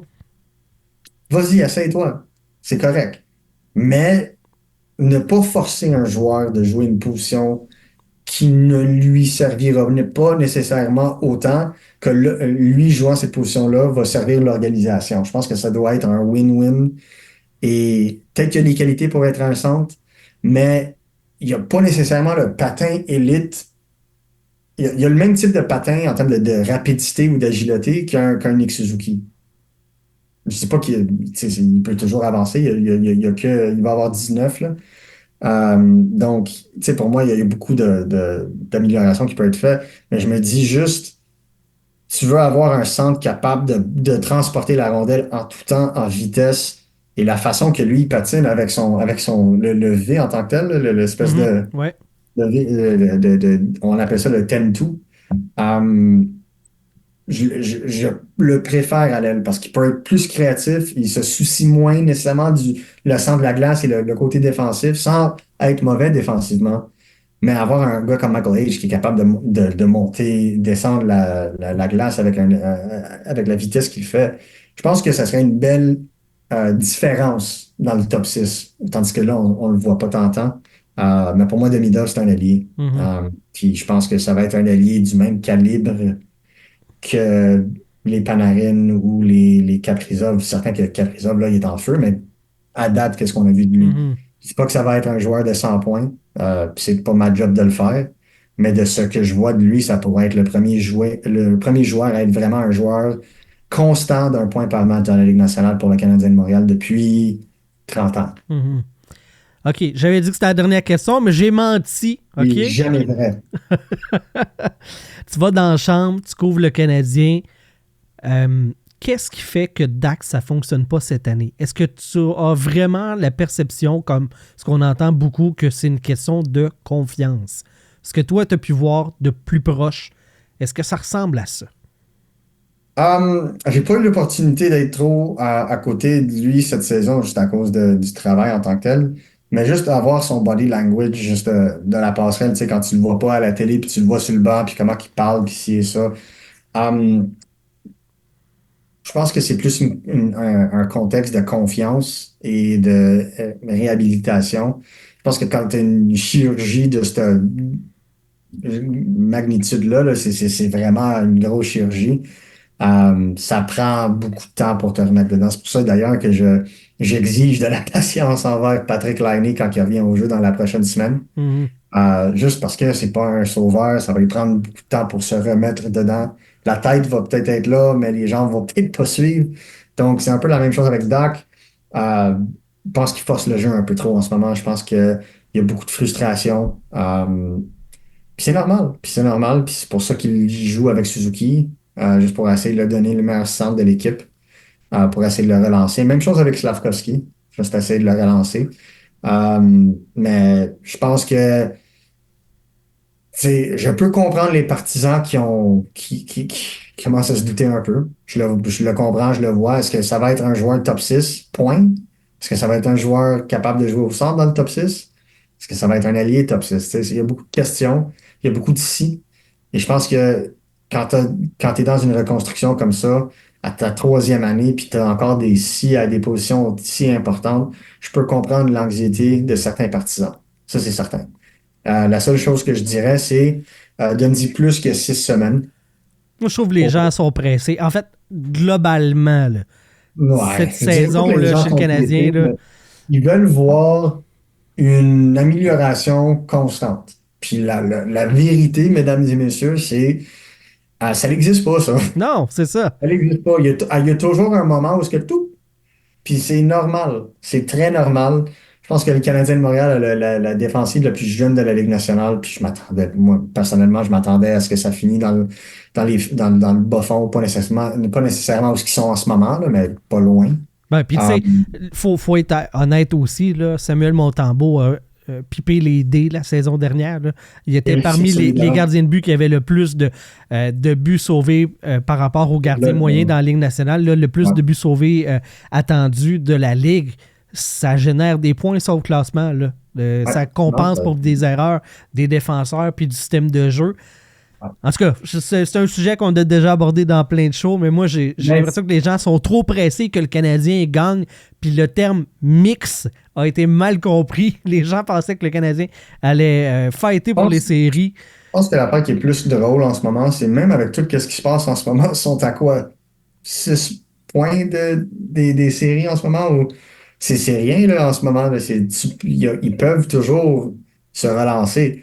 Moi, ce que je dirais, c'est que tu ne peux pas regarder ce club-ci et regarder la défensive et te dire ce club-là va être prétendant pour les séries. Tu peux pas C'est ça. en ce moment. Et la seule raison, c'est pas pire pour Montréal en ce moment, c'est parce que l'Est, spécialement l'Atlantique, est beaucoup pire qu'on le croyait. Faible. Très faible en ce moment. Donc, tu peux imaginer que si c'était, exemple, les clubs du Pacifique, avec les Vegas, les Edmonton, les ci et ça, où ce que tu joues souvent, Ouais. c'est peut-être là où ce que le Canadien serait beaucoup moins... Aurait moins de points, mettons, au classement. Son avant-dernier, si je me trompe, ou deuxième avant-dernier, mais je pense ils sont que à égalité au 32e rang. Fait que... C'est ça. Donc, ça serait pire, selon moi, s'ils joueraient dans une autre division, disons, un peu moins compétitive, excuse-moi, avec un peu moins de parité et plus compétitive. Donc, si tu regardes, mettons, le Pacifique, peut-être même la centrale, en ce moment, tu commences à voir des clubs vraiment se déplacer. Donc, pour moi, je pense que c'est ça qui fait en sorte que le Canadien, en ce moment, tu t'en gagnes, t'en perds, t'en gagnes, t'en perds. Je pense que là, on le voit en ce moment, c'est la partie la plus facile de leur cédule, si tu le regardes sur 82 matchs. Les 6 dernières semaines, il n'y a pas beaucoup de 2 matchs en 2 soirs. Il y a eu des pauses de 4 jours. Tu sais, c'est plus relax. En décembre, ça va commencer à rouler. Puis février, mars, c'est le plus difficile de leur cédule. Beaucoup de voyages, beaucoup de back-à-back, une fois que ça revient des jeux de cadenation. Donc, puis le niveau augmente plus la saison avance. Fait que... C'est ça. Donc, c'est comme, je comprends où ce que les partisans sont parce que, idéalement, t'aimerais plus qu'un but de Slavkovski en ce moment. Idéalement, il vient de signer un contrat de quasiment 8 millions. T'aimerais le voir prendre un pas de plus avec son 50 points l'année passée. Là, on va voir ce que ça donne. Il y a beaucoup de saisons encore à donner. À pareille date, l'année passée, il y avait 2 buts puis 5 passes, si je me trompe. Donc, les choses peuvent changer très vite. Donc, on verra. Mais ce que je dis, c'est que je peux comprendre les partisans et pourquoi ils sont nerveux. Parce que tu veux pas tomber dans le piège Buffalo. Tu ne veux pas être une équipe en reconstruction ou pour vraiment taquiner les partisans, tu veux pas tomber dans le piège Ottawa non plus. Qui sont dit prêts alors qu'ils ne l'étaient pas. Le piège, c'est justement d'être trop pressé. C'est exactement ça. Donc, Buffalo, c'est arrivé 3 fois, 3 reconstructions qui ont fait hey, après 3 saisons, là, on veut gagner. 3 fois, ils l'ont manqué. C'est ça. Puis, tu sais, eux autres, ils pouvaient se dire, OK, on peut peut-être y aller. Ils ont eu des premiers centres, ils ont eu des premiers défenseurs, ils ont repêché 2 défenseurs premiers au total. Et encore une fois, ils sont dans le portrait des séries, mais ils ont 23 points en 21 matchs. Dans une division compétitive, ils seraient peut-être la 2e équipe repêchée. Donc, c'est de valeur parce que c'est tôt, puis tout est très égal en ce moment. Là. Mais si c'était un peu comme l'année passée et l'Est était aussi ouvert, aussi prédéfini à ce stade-ci que ça l'était l'année passée, le Canadien serait, selon moi, déjà hors du coup. Donc, je pense que ça va prendre de la patience, mais la chose que j'aimerais dire aux partisans, c'est que le repêchage de 2022, il est le fun, le repêchage de cette équipe-là. T'as juste 2 joueurs de ce repêchage-là qui sont dans l'équipe. T'as pas d'autres équipes dans la Ligue nationale qui ont plus que de ça en ce moment-là. Donc, tu sais, c'est toujours ça une reconstruction. Tu vas pas, d'un clic des doigts et 3 repêchages, être prêt pour aller en série, même si tu as commencé avec un noyau qui incluait un Cole Caulfield puis un Nick Suzuki, ça va prendre beaucoup plus que ça. Donc, pour moi, c'est de patience. Si les Canadiens sont capables d'aller chercher un autre choix top 5 cette année, bonne augure pour eux autres. Mais pour moi, le vrai test, puis je pense que Kent Hughes l'a dit depuis des lunes, ça va être l'été 2025. Et la raison pour laquelle le cap salarial risque de monter beaucoup, beaucoup plus à quoi on s'attendait. Et, on parle de 9 millions, là, les discussions préliminaires. Là. Ça fait 2 saisons où ce que le cap pouvait monter. La première, il ne pouvait pas. ils ont décidé de ne pas le faire, même s'ils ont repayé la dette. Et l'année passée, ils l'ont augmenté d'à peu près, si je me trompe, à Pas peu loin près de 5. 5%. Ah, c'est ça. Ouais. Donc, là, ils peuvent se le permettre et c'est le parfait moment parce que les Canadiens n'ont personne de gros à signer pour cet été. Ils peuvent le faire de façon anticipée comme ils l'ont fait avec Cole Caulfield, comme ils l'ont fait avec Nick Suzuki, comme ils l'ont fait avec Slavkovski et Goulet, mais on va voir qu'est-ce que ça donne. Personnellement, je pense que c'est l'été qui s'en vient qui va être le plus déterminant pour moi. Ouais. Et tu as deux choix de premier tour pour l'instant. En premier tour en 2025, tu as beaucoup d'opportunités pour faire des échanges, signer des joueurs, faire des transactions à la Patrick Laine pour des clubs qui veulent se débarrasser d'un bon joueur à haut salaire. Tu as l'opportunité, tu as cette flexibilité-là. Donc, on verra ce que ça donne, mais je continue à le dire. Selon mon analyse à moi, le Canadien n'ira nulle part sans un centre numéro 2 établi. Tu peux pas dans cette division-là. Ça sera peut-être pas Dak, malheureusement, ou heureusement, à suivre. Mais ça serait, si Dak n'est pas le centre, c'est quand même un très gros allié. Oui, Ce que le Canadien recherchait aussi. oui, tout à fait. Marco D'Amico, gros merci pour ta participation sur le podcast. Je rappelle aux gens qu'ils peuvent te lire du côté du Montreal Hockey Now, du côté de RG Media, que tu me disais, c'est ça? Exactement, oui. Et on peut t'entendre aussi BPM, TSN, c'est bien Exactement. ça? Parfait. Un gros merci pour ta venue sur le show. On a fait plus long que ce que je t'avais mentionné, mais C'est correct. si tu veux, on jase de hockey entre gars qui aiment ça, fait que on étire. Hein? C'est ça. Ça fait C'est ça qui partie de la game. arrive. Ça, je l'ai dit. Je m'attendais à ce que ça dure un bon petit bout. Merci beaucoup. À la prochaine, Marco. Gros merci encore. À la prochaine, merci. Salut là.